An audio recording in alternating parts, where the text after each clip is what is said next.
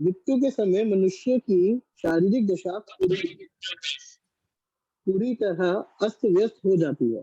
अतः ऐसी विषम स्थिति में अजामिल के लिए स्पष्ट रूप से उच्चारण कर सकना अत्यंत कठिन होता है। तो भी अजामिल ने एकमात्र भगवान नाम के नाम का उच्चारण करने से मुक्ति प्राप्त की। अतः उन लोगों के विषय में क्या कहा जाए जो अजामिल जितने पापी नहीं है। यह निष्कर्ष निकलता है कि मनुष्य को दृढ़ता व्रत होने के साथ ही भगवान नाम का हरे कृष्ण कृष्ण कृष्ण हरे हरे हरे राम राम राम हरे हरे कीर्तन करना चाहिए, क्योंकि इस तरह वह कृष्ण की कृपा से माया के पास से निश्चित रूप से छूट जाएगा। हरे कृष्ण मंत्र का कीर्तन ऐसे ऐसे पुरुषों के लिए भी संस्तुत किया जाता है जो अपराध करते हैं, क्योंकि कीर्तन करते रहने से वह क्रमशः निरपराध भाव से कीर्तन करने लगेंगे। निरपराध भाव से हरे कृष्ण मंत्र का कीर्तन करने से मनुष्य कृष्ण के प्रति अपने प्रेम को बढ़ाता है। जैसा कि श्री चैतन्य महाप्रभु ने कहा है, प्रेमा पुमार्सो महान। मनुष्य की मुख्य गंतव्य पूर्ण पुरुषोत्तम भगवान के प्रति अपना लगाव तथा उनके प्रति अपने प्रेम को बढ़ाने की होनी चाहिए। इस संबंध में श्री विश्वनाथ चक्रवर्ती ठाकुर श्रीमद् भागवत के निम्नलिखित श्लोक को 11.19.24 उद्धृत करते हैं। एवं धर्म मनुष्याणाम एवं धर्मैर्मनुष्याणाम् उद्धावात्मनिवेदिनां मयि संजायते भक्तिः कोऽन्योऽर्थोऽस्यावशिष्यते। हे उद्धव, मानव समाज के लिए परम धार्मिक प्रणाली वह है जिससे मनुष्य मेरे प्रति अपने सुप्त प्रेम को जागृत कर सके। इस श्लोक की टीका करते हुए श्री विश्वनाथ चक्रवर्ती ठाकुर भक्ति शब्द का वर्णन प्रेमय वोक्तः से करते हैं। कहा अन्य अर्थः अस्य, भक्ति के समक्ष मुक्ति की क्या आवश्यकता है। श्री विश्वनाथ चक्रवर्ती ठाकुर पद्म पुराण का निम्नलिखित श्लोक भी उद्धृत करते हैं। नामपराध युक्तानां नामान्येव हरन्त्यघम्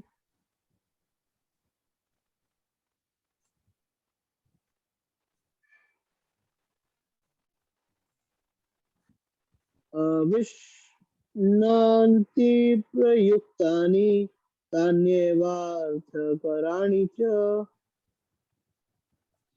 यदि कोई शुरू में अपराध पूर्वक भी हरे कृष्ण मंत्र का कीर्तन करता है तो वह बारंबार कीर्तन करने से ऐसे पापों से मुक्त हो जाएगा। पापक्षयश्च भवति स्मरताम तम हर्निशम। यदि कोई श्री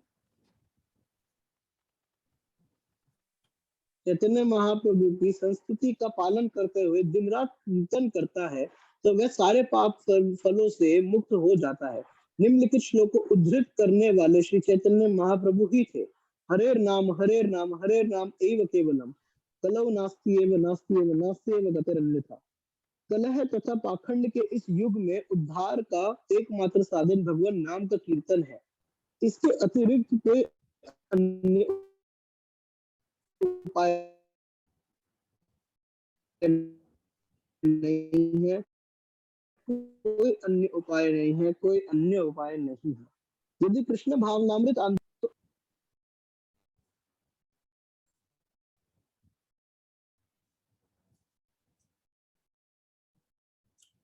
ठीक है। तो यदि कोई हरे कृष्ण महामंत्र का कीर्तन करता है अपराध रहित तो हमेशा उसकी स्थिति बनी रहेगी। इसका मतलब ये हुआ, कई बार डिवोटीज को फॉल डाउन का डर रहता है, कहीं मेरा फॉल डाउन ना हो जाए। यहाँ पे सोल्यूशन बताया कि आपकी पोजीशन तब तक रहेगी जब तक आप हरे कृष्ण महामंत्र का अपराध रहित जब करते रहेंगे, ठीक है, तभी हमारी पोजीशन सेफ रह सकती है।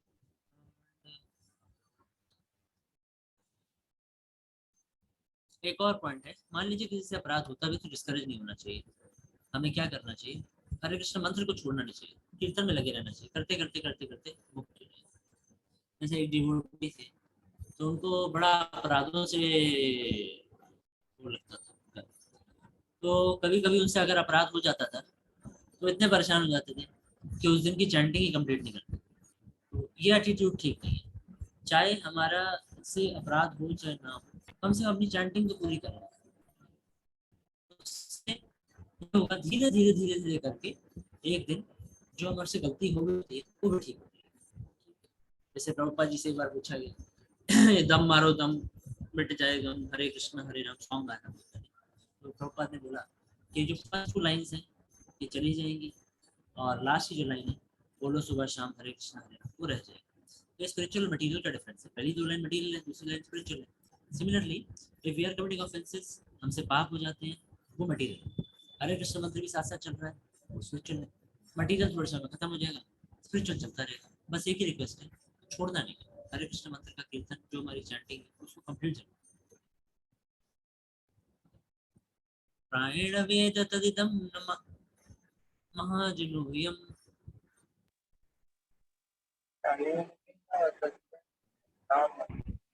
प्रायेण वेद तदानीं नामः जनयम् देव्या विमोहितम तिर्बत माययालम।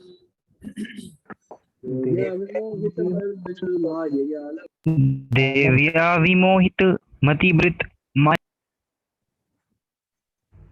त्रय्यां जडीकृतमतिर मधुपुष्पितायां।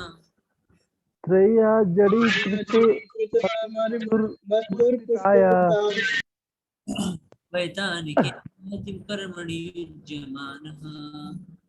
वैतानिके महति कर्मणि युज्यमाना।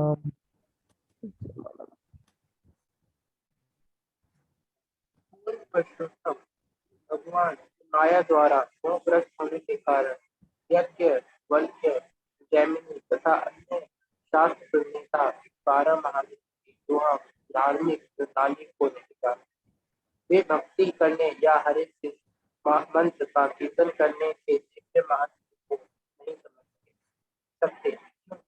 उनके मन वेदों, विशेषतः यजुर्वेद, सामवेद तथा यज्ञवेद ऋग्वेद में स्थित कर्म कांडों के प्रति आकृष्ट रहते हैं।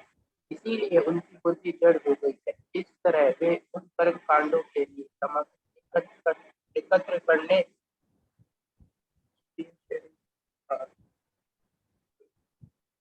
एकत्र करने में व्यस्त रहते हैं, जो केवल नश्वर लाभ देने वाले हैं।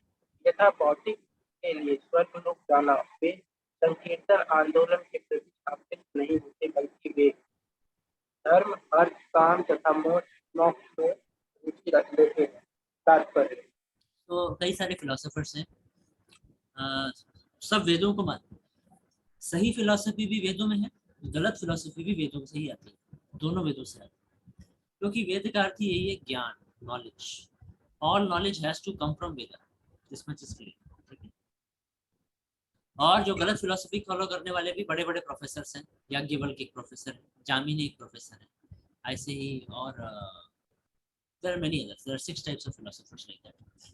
तो कणाद ऐसे करके बहुत सारे तो ये जो 6 प्रकार के फिलोसोफर्स हैं ये भी वेदों से हैं, लेकिन इनका जो अंडरस्टैंडिंग है वो 12 महाजनों के अंडरस्टैंडिंग से डिफरेंट है। 12 महाजन कौन कौन से होते हैं हमने पीछे डिस्कस किया था। वो 12 महाजनों की जो धार्मिक प्रणाली है भगवान को प्राप्त करने की, वो है भक्ति। उस भक्ति को ये लोग नहीं समझ सकते। ठीक है। तो जरूरी नहीं है वेद के फॉलोअर जो है वो दे आर ऑल 100% करेक्ट, या फिर वो भक्ति को समझने वाले ही। ठीक है। इसमें जैसे यहाँ बताया गया है कर्म कांडों, इस तरह के उन कर्म कांडों के लिए सामग्री एकत्रित करने में व्यस्त रहते हैं जो केवल नश्वर लाभ देने वाले हैं। सो इन लोगों की भी बुद्धि वेदों के प्रति आकृष्ट तो होती है, जैसे यजुर्वेद, सामवेद, ऋग्वेद। लेकिन ये कैसे लोग हैं, इनका भौतिक भोग के प्रति जो आकर्षण है वो खत्म नहीं हुआ। क्योंकि भौतिक भोग के प्रति आकर्षण नहीं खत्म हुआ, वो सोचते हैं कर्म कांड करो, यज्ञ करो, उसी में ही सारा आपको मिल जाएगा। ठीक है। से फॉर एग्जाम्पल जैसे आर्य समाज एक पर्टिकुलर कैटेगरी है जो कि बोलते हैं हम वेदों को मानते हैं और किसी को नहीं मानते हैं, और ये लोग हमेशा यज्ञ करेंगे, 4 वेदों को मानेंगे। सो ऐसे लोगों के लिए बताया गया। इन लोगों को कभी भक्ति या हरे कृष्ण मंत्र का कीर्तन नहीं समझ आएगा, हालांकि वेद के फॉलो, लेकिन इनके मंदिर जो होते हैं इनमें कभी भी कीर्तन नहीं होगा, कोई डेटी वर्शिप नहीं होगा, कुछ भी नहीं होगा, because they have misunderstood, they have taken to the wrong philosophy. और फिर इनका फिर जीवन का लक्ष्य कैसे चलता है, वो कैसे चलता है, धर्म अर्थ काम मोक्ष, धीरे धीरे चलेंगे, स्लो प्रोग्रेस। चलिए पढ़िए तात्पर्य। तात्पर्य, क्योंकि मनुष्य, मुझे एक लाइन और, क्योंकि मनुष्य भगवान के कीर्तन द्वारा सरलता से सर्वोच्च सफलता प्राप्त कर सकता है, इसीलिए कोई प्रश्न कर सकता है कि क्यों इतने वैदिक कर्मकांड और लोग उनके प्रति आकृष्ट क्यों। यह श्लोक इस प्रश्न का उत्तर देता है, जैसा कि भगवद गीता 15.1.5 में कहा गया है, वेदस्य सर्वे सर्वे हमें वेदम वेदो वेद वेदों के अध्ययन का असली उद्देश्य भगवान कृष्ण के चरण कमलों तक पहुंचना है। दुर्भाग्यवश दुर्भाग्यवश मूर्ख लोग वैदिक यज्ञों की भव्यता से मोहग्रस्त होकर धूमधाम से यज्ञों को संपन्न करने चाहते हैं। वे वैदिक मंत्रों का उच्चारण होते तथा ऐसे उत्सवों में विपुल धनराशि व्यय होते देखना चाहते हैं। कभी कभी ऐसे मूर्ख लोग को प्रसन्न करने के लिए हमें वैदिक कर्मकांड करने पड़ते हैं। हाल ही में जब हमने वृंदावन में एक विशाल कृष्ण बलराम मंदिर की स्थापना की, तो हमें ब्राह्मणों द्वारा वैदिक अनुष्ठान कराने के लिए बाध्य होना पड़ा, क्योंकि वृंदावन के निवासी विशेषता सम्राट ब्राह्मण यूरोपियन तथा अमेरिकनों को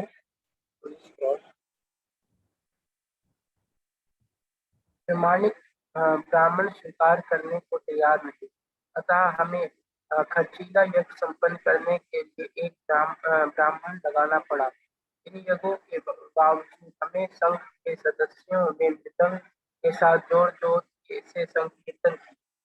मैंने संकीर्तन को वैदिक कर्मकांडों से अधिक महत्वपूर्ण माना है। कर्मकांड और संकीर्तन साथ साथ चल रहे थे।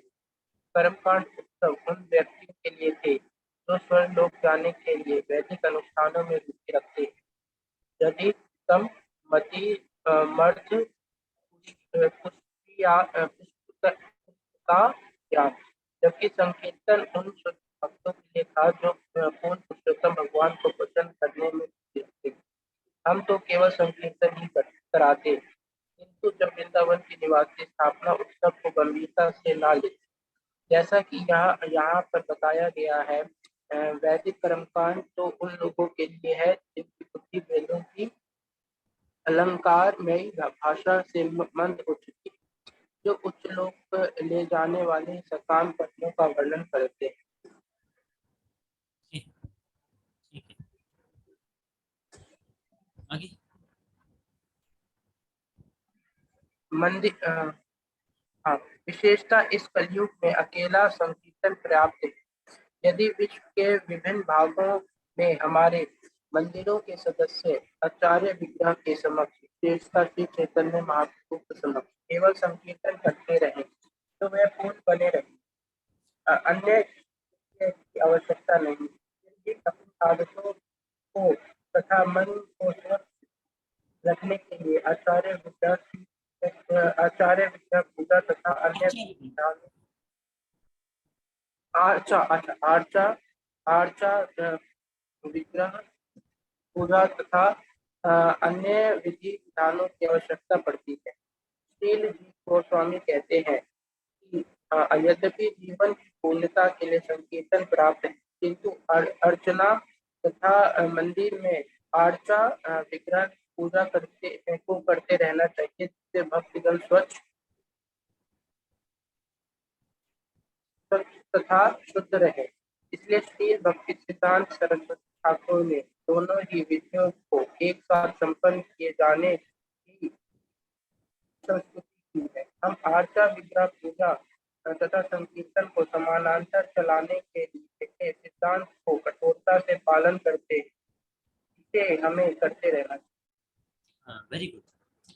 तो यहाँ पे प्रभुपाद सारा का सारा सत्य खोल के बता रहे हैं, कह रहे हैं वृंदावन में मेरा तो इच्छा नहीं थी यज्ञ कराने की, ये सब कर्मकांडियों के लिए होता है, लेकिन लोग नहीं आते वरना, और लोगों को डाउट होता है कि ये सब अमेरिकन और ये सब कहाँ से ब्राह्मण होते हैं, तो इसलिए मुझे जबरदस्ती यज्ञ कराना पड़ा, पहला चीज।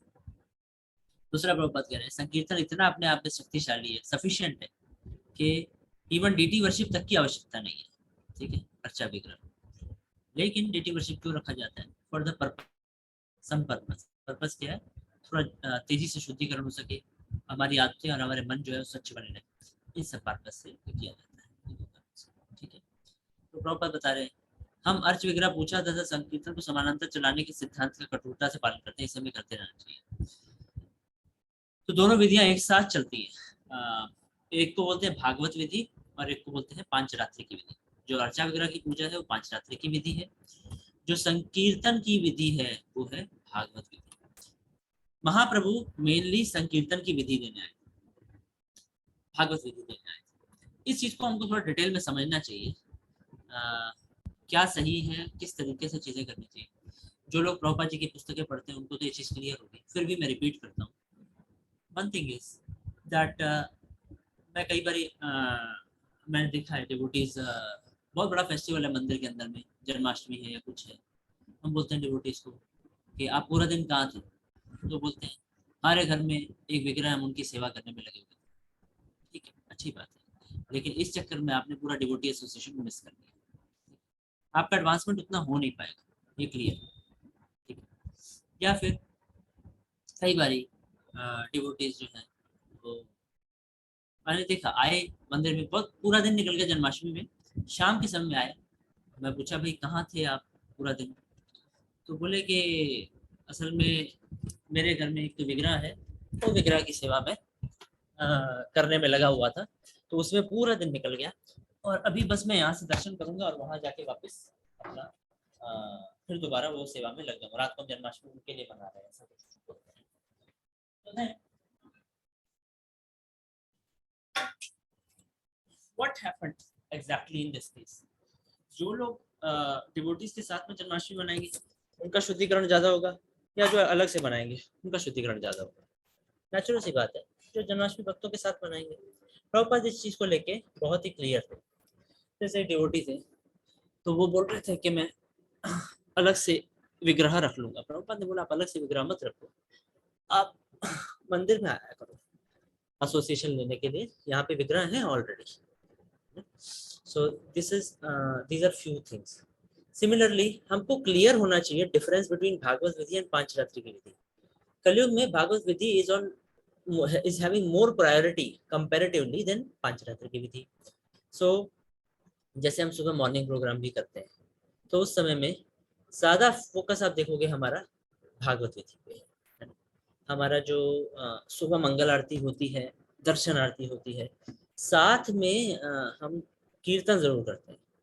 कीर्तन दर्शन खुलने से पहले शुरू हो जाता है, दर्शन बंद होने के बाद भी चलता रहता है, ठीक है। लेकिन कभी ऐसा नहीं होगा कि दर्शन तो हुए बहुत बड़े और कीर्तन हुआ थोड़े समय का, ऐसा कभी नहीं।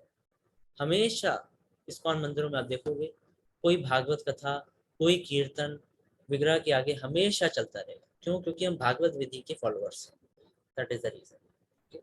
Similarly we will see that say in the morning program भी आप देखोगे हमारा मंगल आरती कितना समय का होता है?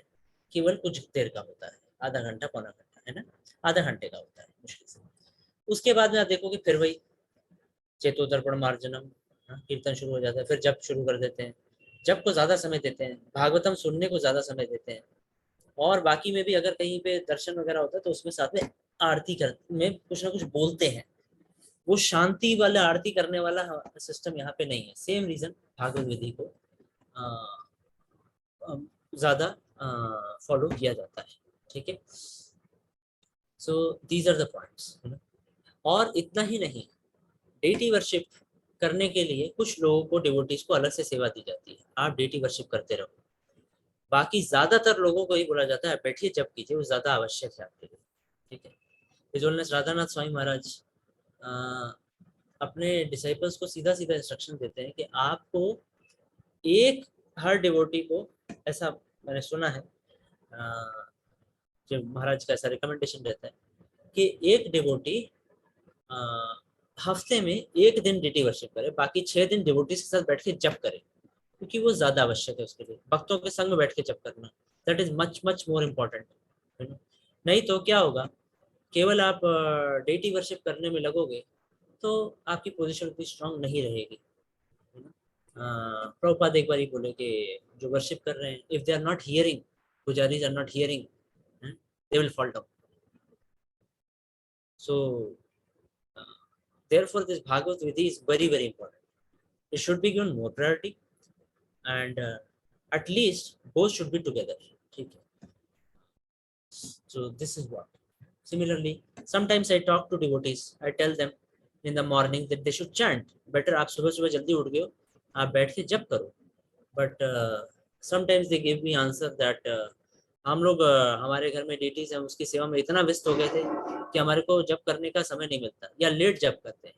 सो ठीक है, आपका पांचरात्रि की विधि में ज़्यादा विश्वास होगा, लेकिन जो चैतन्य महाप्रभु ने कहा है वो है भागवत विधि, that is more important. Once we went to Udupi, in Udupi what they do, सुबह 4:30 लगभग, 4:30 पौने 5 लगभग उनका दर्शन खुलता है। 15 मिनट तक, 20 मिनट तक दर्शन होगा, 5 बजे तक का। 5 बजे से लेके हम वहाँ बैठे रहे, हम तो जब करने वाले हैं तो जब ही करेंगे।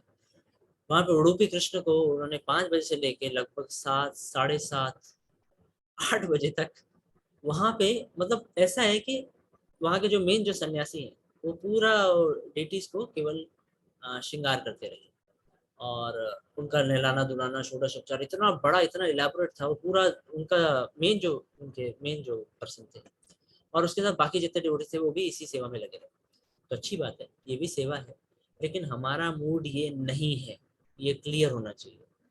हमारा मूड है सुबह का समय, जब का समय होता है सुबह का समय, इतना लंबा वर्शिप करने का नहीं। हम जब इस्कॉन के अंदर में there are no elaborate worship procedures. अगर इलेबोरेट वर्शिप प्रोसीजर्स खोल दिए तो हम में से कोई भी जप नहीं कर पाएगा, प्रचार भी नहीं कर पाएगा। So there are very small procedures which are which are not too much, I should say, not even bare minimum. So that is there. Okay. Similarly, I went to one of the centers recently, and what happened there? They have got a big place that is on rent, some 500, 500 गज, English में क्या बोलेंगे मालूम नहीं। तो 500 गज के अंदर में वो ज़्यादा उसका रेंट, जगह बड़ा था लेकिन रेंट उधर ज़्यादा नहीं होता है। तो उधर पे उन लोगों ने कुछ डिवोटीज को लगाया हुआ है, वहाँ पे विग्रह है गौर निताई की सेवा करने के लिए। तो प्रभुपाद जी के एक शिष्य हैं सर्वद्रिक प्रभु।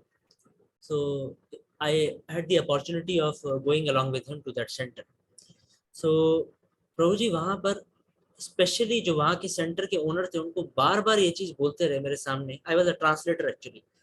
सो he was again and again emphasizing कि प्रभु जी आप ये समझिए, चैतन्य महाप्रभु हमें भागवत विधि देने आए हैं, गौर निताई की रियल सेवा है कि आप प्रचार कीजिए।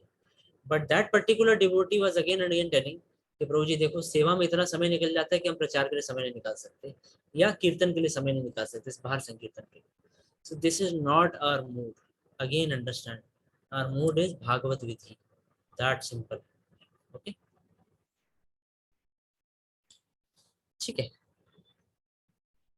एवं विमृश्य सुधियो भगवत्यनन्ते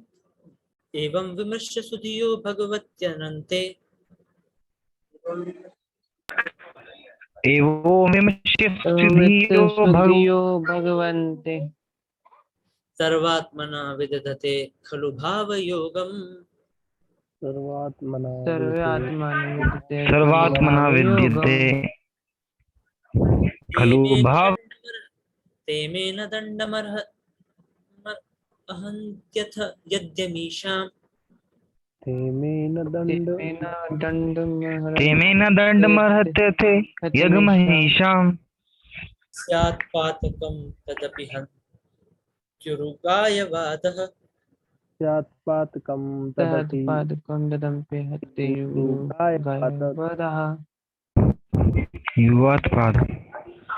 अतः इन सभी बातों पर विचार करते हुए बुद्धिमान लोग हर एक के हृदय में स्थित तथा समस्त शुभ गुणों की खान भगवान के पवित्र नाम के कीर्तन की भक्ति को अपनाकर सारी समस्याओं को हल करने का निर्णय करते हैं।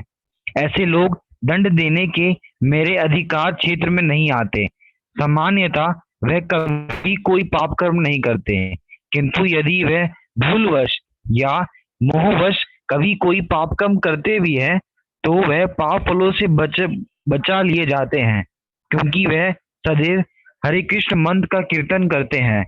तात्पर्य, This is the इस narrative of संबंध में श्री Yamaraj himself. विश्वनाथ चक्रवर्ती ठाकुर निम्नलिखित श्लोक Hare Krishna. Please wait. So this is Yamaraj himself telling. Hare Krishna. Okay प्रभु जी। आपको आवाज आ रही है ना? हाँ, थोड़ी देर के लिए आप म्यूट कर दो। So Yamraj is himself telling कि वो किसको पकड़ेंगे और किसको नहीं पकड़ेंगे। बहुत बड़ा खुलासा है, ब्रेकिंग न्यूज है आज की। इसको हमें टीवी पे दिखाना चाहिए। यमराज किसको पकड़ने आने वाले हैं और किसको नहीं पकड़ने आने वाले। यमराज खुद बता रहे हैं कि भाई देखो, जो लोग राम के कीर्तन से सोचते हैं सारी प्रॉब्लम का सॉल्व मैं इसी से कर लूंगा, इन लोगों को मैं नहीं पकड़ता। मान लो इससे कोई गलती भी हो जाए इन लोगों से, तो भी मैं इन लोगों को क्षमा कर दूंगा। ओके, ठीक है, पढ़ लीजिए, लास्ट तात्पर्य पढ़ लीजिए।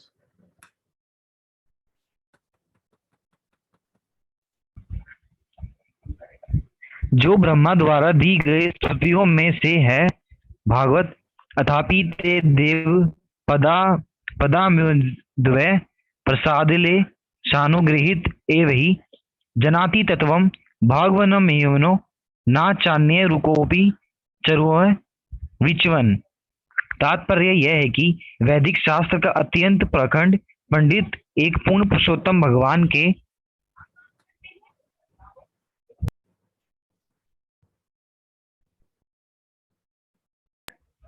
हरे कृष्णा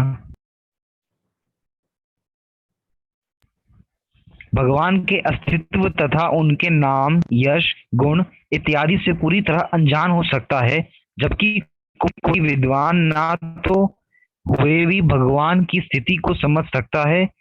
यदि वह किसी तरह भक्ति में लगकर भगवान का शुद्ध भक्त बन जाता है। इसलिए यमराज द्वारा कहा गया है, श्लोक कहते, हाँ जस्ट 1 मिनट, यहाँ पे बता रहे हैं, एक अगर मान लो वेदों का पंडित भी है, प्रकांड पंडित, सारा वेदों का ज्ञान है, एक एक श्लोक मालूम है, फिर भी हो सकता है उसको भगवान के नाम का बारे में ना समझ आए। लेकिन कोई मूर्ख है, उसको कुछ नहीं समझ आता, लेकिन वो किसी तरीके से शुद्ध भक्ति में लग गया, समझ जाएगा। ओके, पढ़िए। एवं विमर्श्य शुद्धियो भगवती, जो लोग भगवान की प्रेमा भक्ति करते हैं वह शुद्ध अर्थात बुद्धिमान बन जाते हैं, किंतु वैदिक पंडित के साथ ऐसा नहीं होता, क्योंकि वह कृष्ण के नाम, यश तथा गुणों को नहीं समझता। शुद्ध भक्त वह है जिसकी बुद्धि विमल होती है, वह सचमुच विचारवान होता है, क्योंकि वह भगवान की सेवा में किसी दिखावे के लिए नहीं अपितु प्रेम से मन, वचन तथा शरीर से लगा रहता है। अभक्त गण धर्म का दिखावा कर सकते हैं। They have read very important line. इसको सारे डिवोटीज को नोट कर सकते हैं। शुद्ध भक्त कौन होता है? कई बार ये प्रश्न पूछा जाता है, बार बार शुद्ध भक्ति के बारे में क्या आ जाता है, शुद्ध भक्ति क्या होती है, शुद्ध भक्ति की अलग भक्ति क्या होती है। बहुत सिंपल है, शुद्ध भक्त कौन होता है, ये लिखा हुआ है, जिसकी बुद्धि विमल है और जो विचारवान है, सचमुच विचारवान है कि मैं भगवान की सेवा में किसी दिखावे के लिए नहीं अपितु प्रेम से मन, वचन तथा शरीर से लगा हुआ, तीनों से। ठीक है, तो कंडीशन समझ आई। पहला बुद्धि विमल है, दूसरा विचारवान है, तीसरा भगवान की सेवा में लगा है, चौथा दिखावे के लिए नहीं बल्कि प्रेम से लगा हुआ है, और पांचवा मन, वचन और शरीर तीनों से लगा हुआ है। ठीक है, ठीक है, आगे बढ़िए।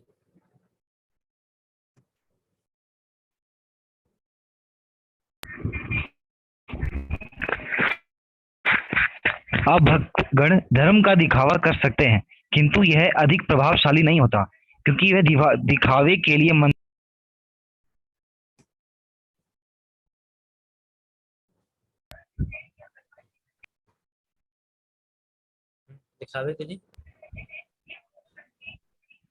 किंतु यश तथा गुणों को नहीं समझते।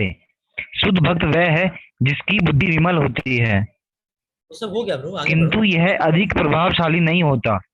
ओके, क्योंकि वह दिखावे के लिए मंदिर गिरजा जाते हैं, किंतु सोचते वो कुछ और हैं। ऐसे व्यक्ति अपने धार्मिक कर्तव्य की उपेक्षा करते हैं और यमराज द्वारा दंडनीय होते हैं। किंतु यदि कोई भक्त अपनी पुरानी आदतों के कारण अनिच्छा से या संयोगवश पाप कर्म करता है तो उसे क्षमा कर दिया जाता है। संकीर्तन आंदोलन की यही महत्ता। Thank you. यहाँ देख रहे हैं आप, कई बारी जो मंदिर में जाने वाला लोग व्यक्ति है या गिरजाघर में जाने वाला व्यक्ति है, वो सोचे कि मेरे को यमराज नहीं पकड़ेंगे, नहीं। ऐसे व्यक्ति अपने धार्मिक कर्तव्यों की उपेक्षा करते हैं और दंडनीय होते हैं। मंदिर भी जा रहे हैं, फिर भी इनको दंड मिलेगा, ठीक है। क्यों? क्योंकि दिखावे के लिए जा रहे हैं। इनको अपने धार्मिक कर्तव्य, यानी कि जैसे हम चैंटिंग करते हैं, भागवत विधि, इसका पालन नहीं करते, इसकी उपेक्षा करते हैं, तो ये लोग यमराज के द्वारा दंडनीय होंगे, ठीक है। So this is very clear. We should not think कि मैं जैसे मैंने बताया था आपको, हमें केवल धार्मिक नहीं बनना है। हाँ, मैं मंदिर जाता हूँ रेगुलर। मैंने एक बार डिवोट बहुत पहले हम जब प्रीचिंग करते थे, तो एक स्टूडेंट थे, तो जुड़े थे, थोड़ा सा जुड़े थे, तो मैंने उनको फ़ोन किया। मैंने कहा, आप चैंटिंग करते हो? नहीं, चैंटिंग तो मैं नहीं कर पाता, लेकिन मैं सुबह सुबह एक भगवान के सामने एक दिया जरूर जगा देता हूँ, और इस तरीके से भगवान की पूजा जरूर कर देता हूँ। तो ये धार्मिकता हमको ज़्यादा हेल्प नहीं करेगी। ये सो कॉल्ड है, इससे ज़्यादा लाभ नहीं होगा। We should take to the actual विधि, ओके, ठीक है। Thank you. हरे कृष्ण। विमल का मतलब, हरे कृष्णा। हाँ हाँ, विमल मतलब प्रभु जिसका बुद्धि में किसी प्रकार का कोई गंध नहीं है, शुद्ध शुद्ध।